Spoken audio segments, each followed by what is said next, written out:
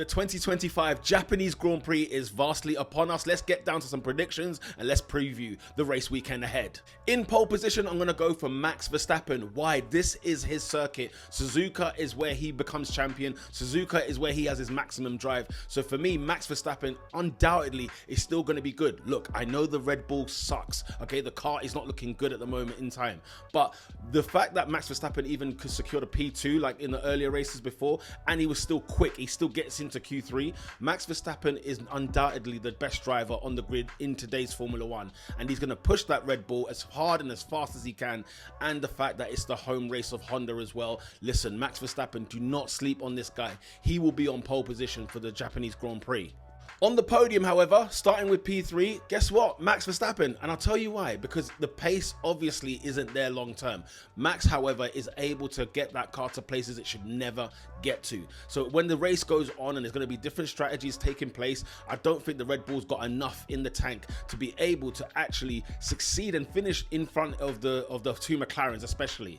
P2, I'm going to go with Oscar Piastri. Oscar Piastri had a sensational Chinese Grand Prix, okay? He bounced back after what happened in Australia, and I think he's going to continue to follow in good form. I think he's going to be right up there with Max Verstappen. He's going to be right at the front of the grid. I think he'll be doing well in qualifying as well, and I hope that Oscar now has taken off what happened in Australia, and he's moved forward. Listen, he got a pole and he got a win in China, so of course he must have moved on. But I think now we need to see another trajectory from Oscar Piastri. We need to see him flying ahead of everybody else, you know, and really going head to head with his teammate Lando Norris. And P1, the winner, the race winner of the Japanese Grand Prix, in my prediction, is going to be Lando Norris, of course, because you know what?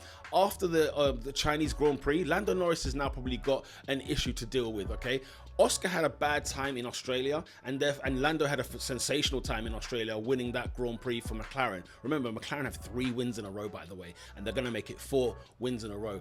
But yeah, Oscar in China obviously had a point to prove, and he came back. Now, with the situation that happened with Lando in China, if you remember the brake issue that he had, and even the fact that he thought he could actually chase down Oscar Piastri and wasn't really allowed to do so, Lando Norris now has that chip on his shoulder to now go ahead and bounce back and make sure that he wins the race in Japan. So that's my prediction. That's my winner, is going to be Lando Norris.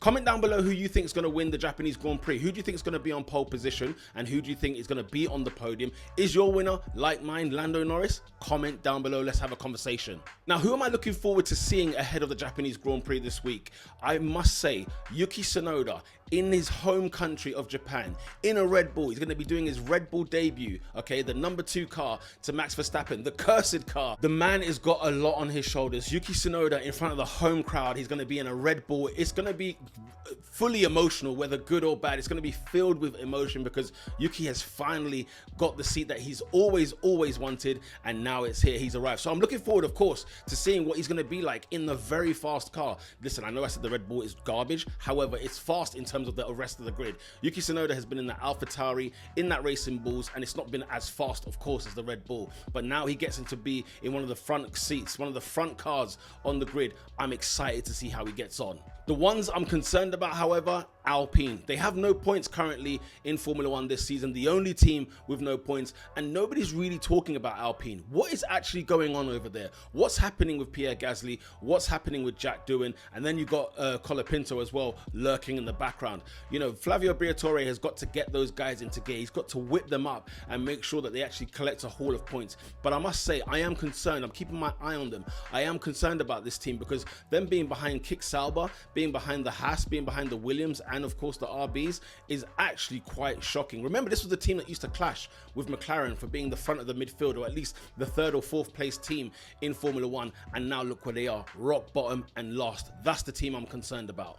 Comment down below who you're concerned with this weekend at the Japanese Grand Prix, and comment down below as well, who are you excited to see this weekend? Are you excited to see Yuki in that Red Bull? I'm pretty sure that's the most popular vote at this moment in time. But we look forward to the Japanese Grand Prix. We look ahead and see what Suzuka can offer us. Until next time, lights out.